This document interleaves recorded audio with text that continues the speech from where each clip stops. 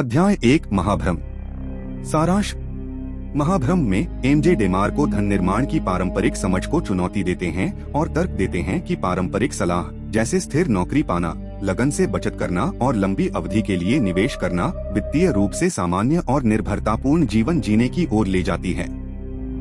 वे इस बात पर जोर देते हैं कि यह दृष्टिकोण, जिसे अक्सर स्लोलेन कहा जाता है, अविश्वसनीय है और इससे महत्वपूर्ण धन प्राप्ति की संभावना कम है। डेमार्को का तर्क है कि सामाजिक मानदंड और परिस्थितियां व्यक्तियों को वित्तीय स्वतंत्रता के धीमे और अनिश्चित मार्ग को अपनाने के लिए गुमराह करती हैं। डेमार्को पाठकों को इन पुराने प्रतिमानों को अस्वीकार करने और इसके बजाय मूल्य सृजन और उद्यमशीलता का लाभ उठाकर तेजी से वित्तीय सफलता प्राप्त करने पर ध्यान केंद्रित करने के लिए प्रोत्साहित करते हैं।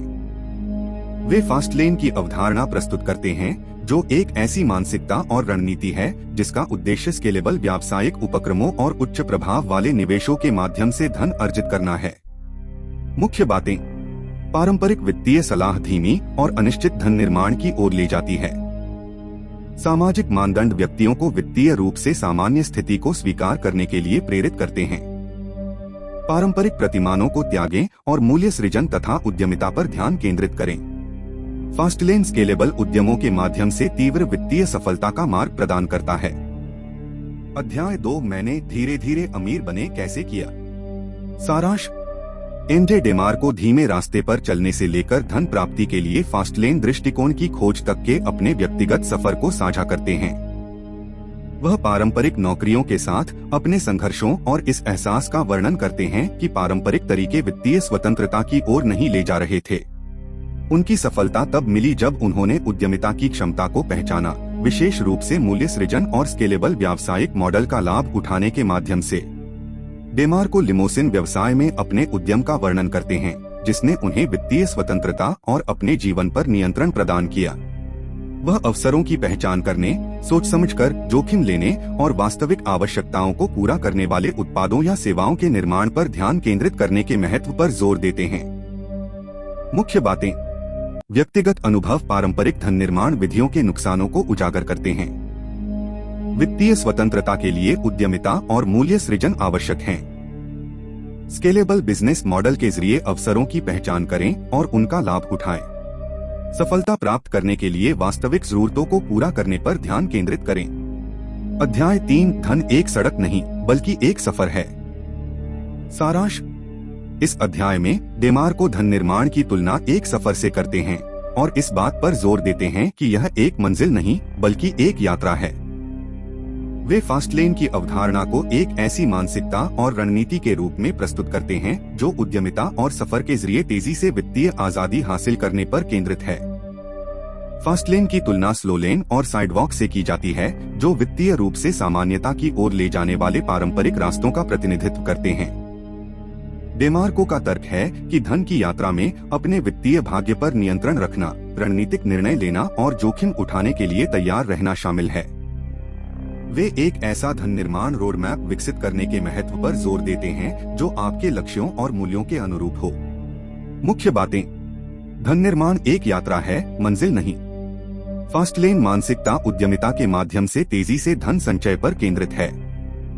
वित्तीय सफलता के लिए नियंत्रण, रणनीति और जोखिम उठाना जरूरी है। अपने लक्ष्यों के अनुरूप एक व्यक्तिगत धन निर्माण रोडमैप विकसित करें। अध्याय 4 धन प्राप्ति के रोडमैप। सारांश। यह अध्याय धन प्राप्ति के 3 मुख्य रोडमैप प्रस्तुत करता है, साइडवॉक, स्लोलेन और फास्टलेन। साइडवॉक की विशेषता है कि इसमें वर्तमान में जीना, तत्काल संतुष्टि को प्राथमिकता देना और दीर्घकालिक वित्तीय नियोजन की उपेक्षा करना, जिससे वित्तीय अस्थिरता पैदा होती है।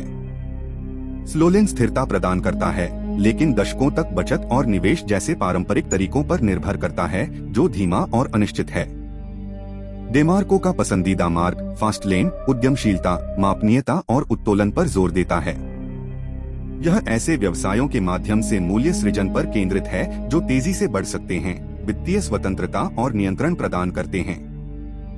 डेमार्को का तर्क है कि फास्टलेन तेजी से धन संचय और भरपूर जीवन जीने की क्षमता प्रदान करता है। मुख्य बातें। साइडवॉक तत्काल संतुष्टि के कारण वित्तीय अस्थिरता की ओर ले जाता है। स्लोलेन धीमा, पारंपरिक तरीकों पर निर्भर और अनिश्चित है।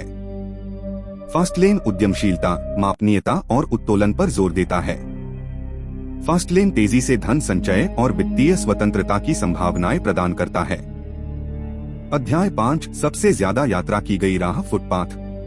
सारांश: डीमार्को फुटपाथ के रास्ते पर चलने वालों की मानसिकता और जीवन शैली का अध्ययन करते हैं, जिसकी विशेषता उपभोक्तावाद, ऋण पर निर्भरता और वित्तीय शिक्षा का अभाव है।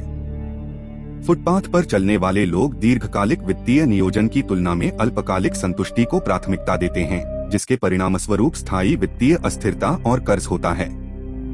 वे तनख्वाह से तनख्वाह तक जीने और कर्ज जमा करने के खतरों को उजागर करने के लिए उदाहरणों और व्यक्तिगत उपाख्यानों का उपयोग करते हैं।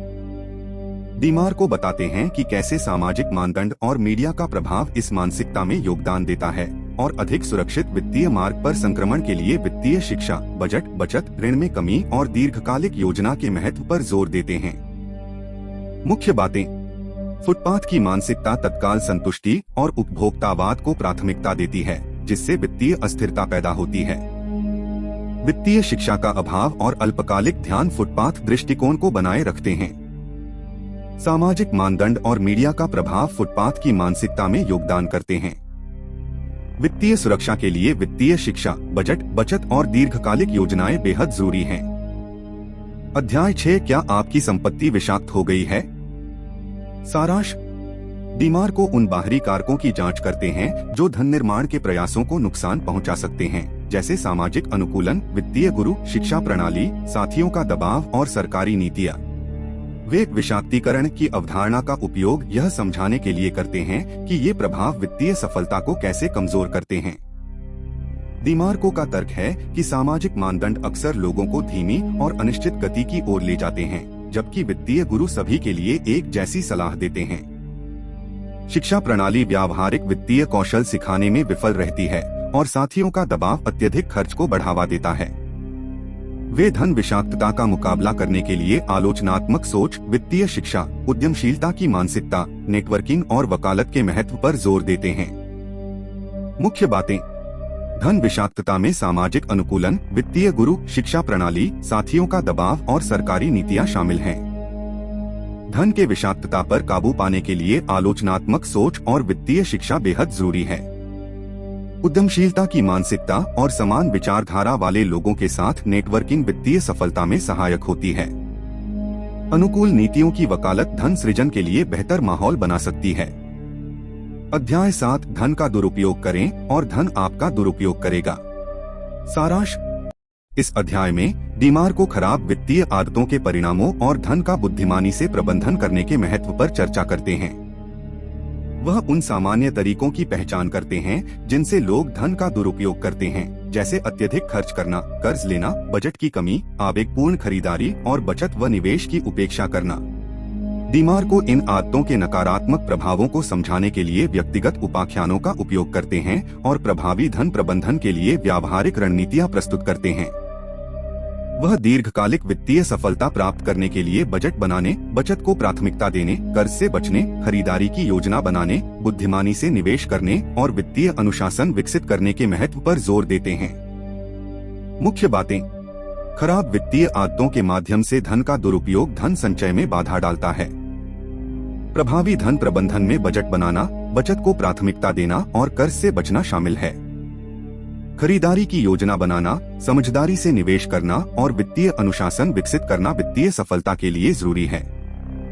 व्यक्तिगत किस्से खराब वित्तीय आदतों के नकारात्मक प्रभाव और विवेकपूर्ण धन प्रबंधन के महत्व पर प्रकाश डालते हैं। अध्याय 8, lucky bastards play the game. सारांश: lucky bastards play the game में डीमार्को इस मिथक का खंडन करते हैं कि धन पूरी तरह से भाग्य का परिणाम है। उनका तर्क है कि हालांकि भाग्य वित्तीय सफलता में भूमिका निभा सकता है, लेकिन यह प्राथमिक कारक नहीं है।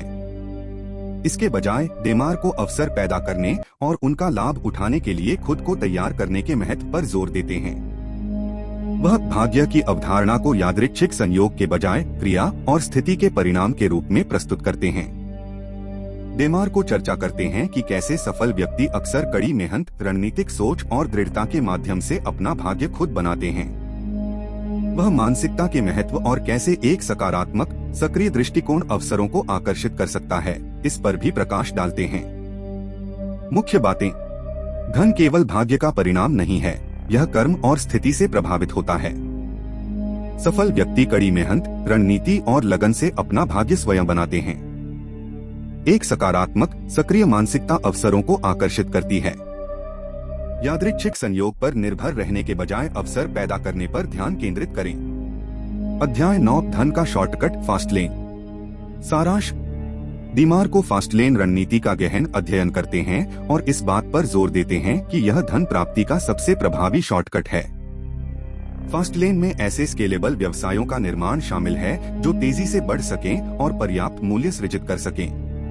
डीमार को फास्ट लेन के प्रमुख सिद्धांतों की रूपरेखा प्रस्तुत करते हैं, जिनमें नियंत्रण, पैमाना, समय और आवश्यकता शामिल हैं। वह बताते हैं कि इन सिद्धांतों का लाभ उठाकर कैसे तेजी से धन संचय और वित्तीय स्वतंत्रता प्राप्त की जा सकती है।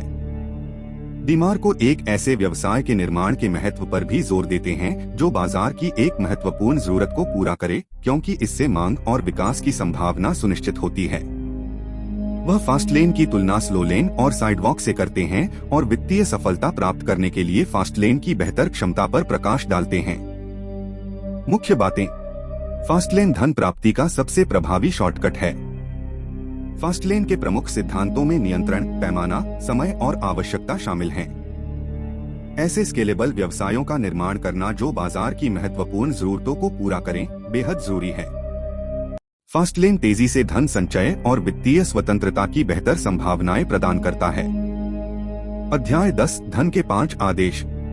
सारांश। डीमार को धन के 5 आदेशों का परिचय देते हैं जो फास्ट लेन में वित्तीय सफलता प्राप्त करने के लिए मार्गदर्शक सिद्धांतों के रूप में कार्य करते हैं। ये आदेश हैं आवश्यकता का आदेश, प्रवेश का आदेश, नियंत्रण का आदेश, पैमाने का आदेश और समय का आदेश।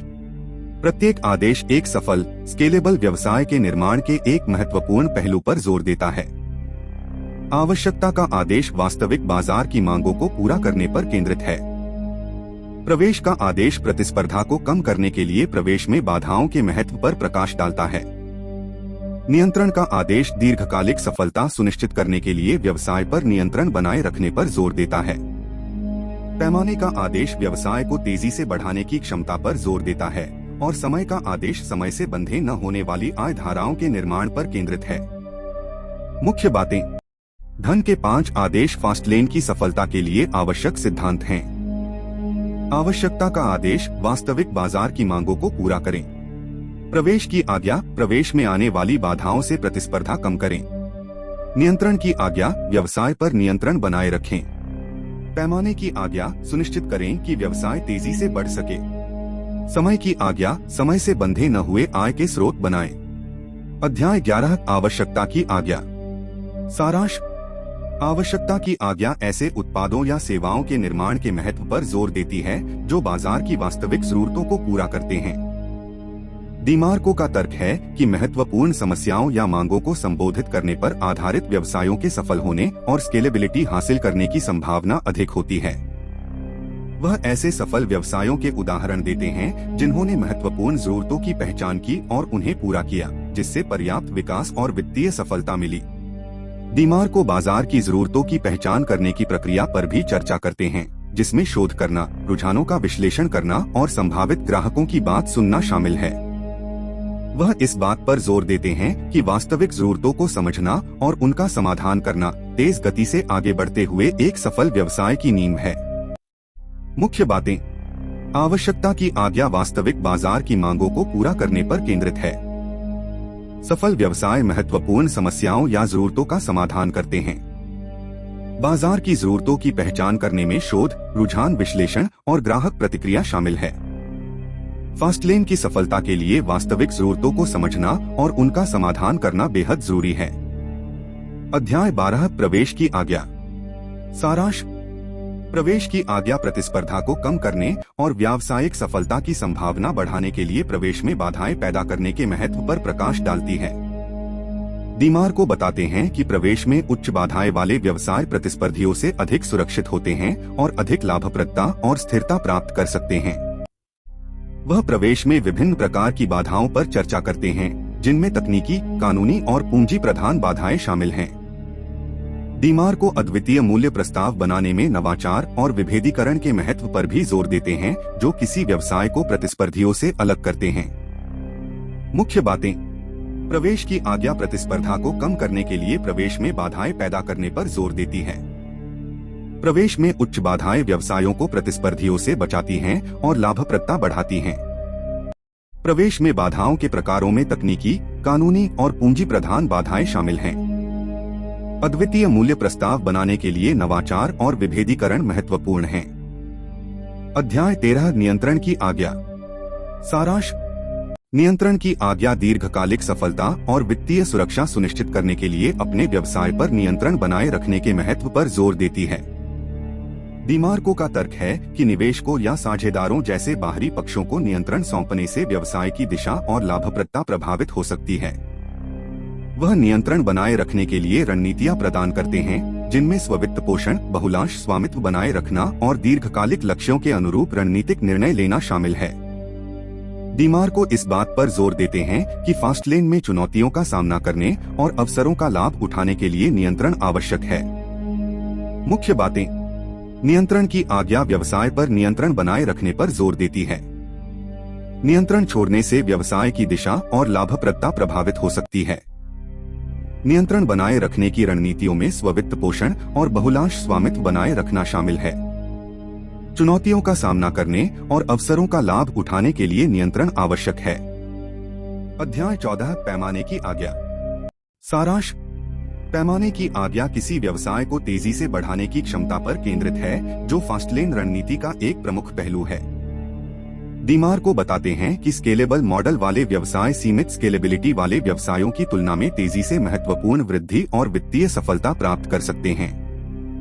वह स्केलेबिलिटी में योगदान देने वाले विभिन्न कारकों पर चर्चा करते हैं, जिनमें तकनीक, स्वचालन और संसाधनों का लाभ उठाना शामिल है।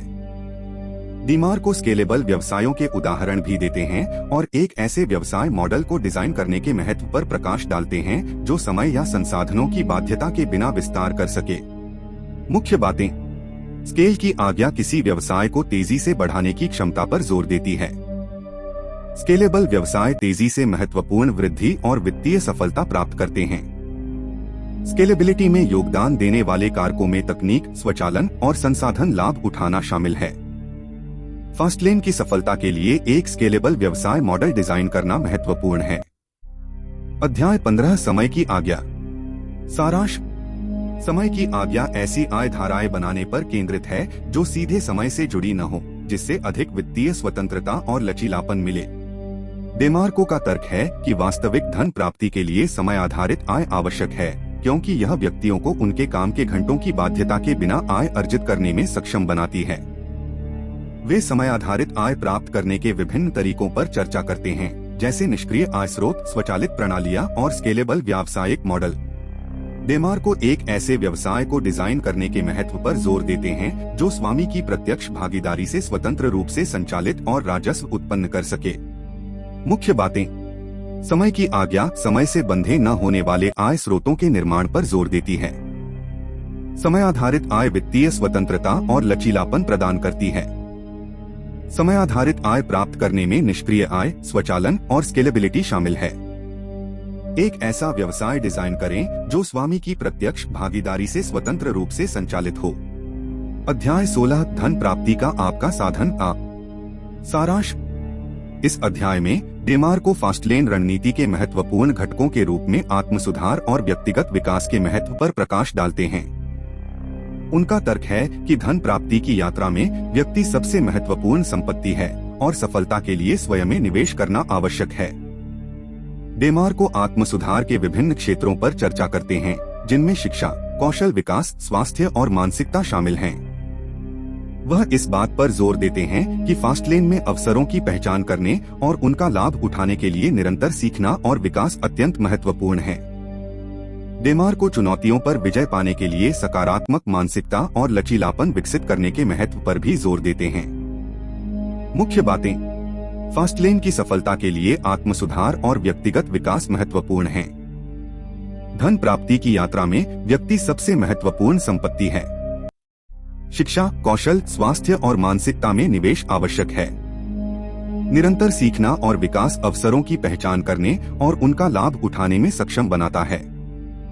अध्याय 17 फास्ट लेन रोड मैप, जरूरत से शुरुआत, दौलत पर अंत। सारांश: डीमार को दौलत की ओर फास्ट लेन की यात्रा के लिए एक विस्तृत रोड मैप प्रदान करते हैं।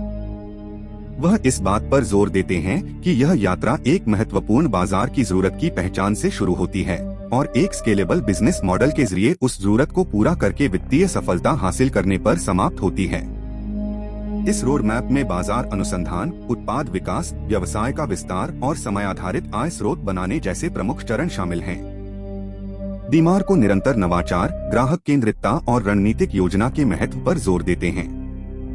वह आम चुनौतियों से पार पाने और पूरी यात्रा के दौरान प्रेरित बने रहने के लिए व्यावहारिक सलाह भी देते हैं। मुख्य बातें: फास्ट लेन रोड मैप बाजार की जरूरत की पहचान से शुरू होता है और दौलत पर समाप्त होता है। प्रमुख चरणों में बाजार अनुसंधान, उत्पाद विकास और व्यवसाय का विस्तार शामिल हैं। निरंतर नवाचार, ग्राहक केंद्रितता और रणनीतिक योजना बेहद जरूरी हैं। चुनौतियों से पार पाने और प्रेरित बने रहने के लिए व्यावहारिक सलाह दी गई है। अध्याय 18 आपकी गति, 5 फास्ट लेन आज्ञाओं के साथ धन में तेजी लाएं। सारांश: इस अध्याय में डेमार को धन की 5 आज्ञाओं पर पुनर्विचार करते हैं और बताते हैं कि फास्ट लेन में धन निर्माण में तेजी लाने के लिए उन्हें प्रभावी ढंग से कैसे लागू किया जाए। वह प्रत्येक आज्ञा को लागू करने के लिए विस्तृत रणनीतियां और उदाहरण प्रदान करते हैं और उनकी परस्पर संबद्ध प्रकृति पर जोर देते हैं। डेमार को इस बात पर जोर देते हैं कि इन आज्ञाओं का पालन करने से धन संचय की गति और सफलता में उल्लेखनीय वृद्धि हो सकती है। वह ध्यान, अनुशासन और दृढ़ता बनाए रखने के महत्व पर भी प्रकाश डालते हैं। इन आज्ञाओं को लगातार लागू करके व्यक्ति तेजी से वित्तीय सफलता प्राप्त कर सकते हैं और फास्ट लेन जीवन शैली के लाभों का आनंद ले सकते हैं। मुख्य बातें: धन निर्माण में तेजी लाने के लिए धन की 5 आज्ञाओं पर पुनर्विचार। प्रत्येक आज्ञा को लागू करने के लिए विस्तृत रणनीतियां और उदाहरण। आज्ञाओं का पालन करने से धन संचय की गति और सफलता में वृद्धि होती है। फास्ट लेन की सफलता के लिए ध्यान, अनुशासन और दृढ़ता महत्वपूर्ण हैं। अध्याय 19 आपके विश्राम स्थल, फास्ट लेन दक्षता के लिए अनुभव का लाभ उठाएं। सारांश: डेमार को फास्ट लेन में दक्षता बढ़ाने के लिए अनुभव का लाभ उठाने और सफलताओं व असफलताओं दोनों से सीखने के महत्व पर चर्चा करते हैं। उनका तर्क है कि अनुभव एक मूल्यवान संपत्ति है जो सामान्य गलतियों से बचने और प्रगति में तेजी लाने के लिए अंतर्दृष्टि और शॉर्टकट प्रदान कर सकता है। वे अनुभव प्राप्त करने और उसे लागू करने के तरीके पर व्यावहारिक सलाह देते हैं, जिसमें मार्गदर्शन प्राप्त करना, नेटवर्किंग और निरंतर सीखना शामिल है। डेमार को इस बात पर जोर देते हैं कि दूसरों के अनुभवों से सीखना और अपनी यात्रा के अनुसार रणनीतियों को अपनाना फास्ट लेन दृष्टिकोण की दक्षता और प्रभावशीलता को महत्वपूर्ण रूप से बढ़ा सकता है। मुख्य बातें: फास्ट लेन की दक्षता के लिए अनुभव का लाभ उठाना महत्वपूर्ण है।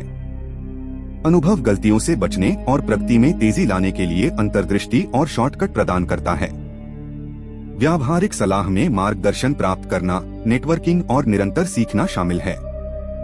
दूसरों के अनुभवों से सीखना और रणनीतियों को अपनाना फास्ट लेन की सफलता को बढ़ाता है।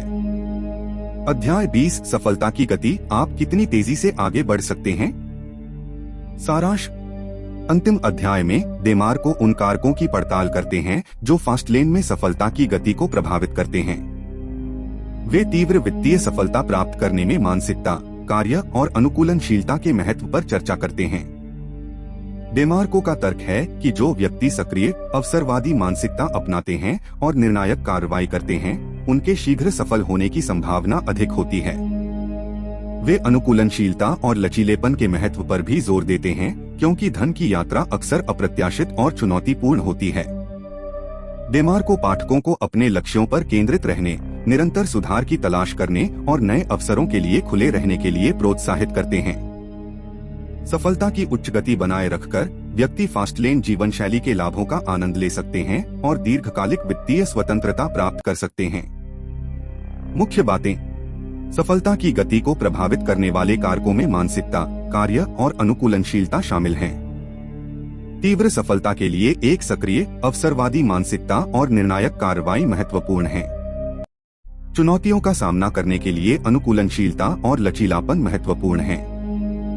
लक्ष्यों पर केंद्रित रहें, निरंतर सुधार की कोशिश करें और अवसरों के लिए खुले रहें। सफलता की तेज गति बनाए रखने से दीर्घकालिक वित्तीय स्वतंत्रता और तेज जीवन शैली प्राप्त होती है।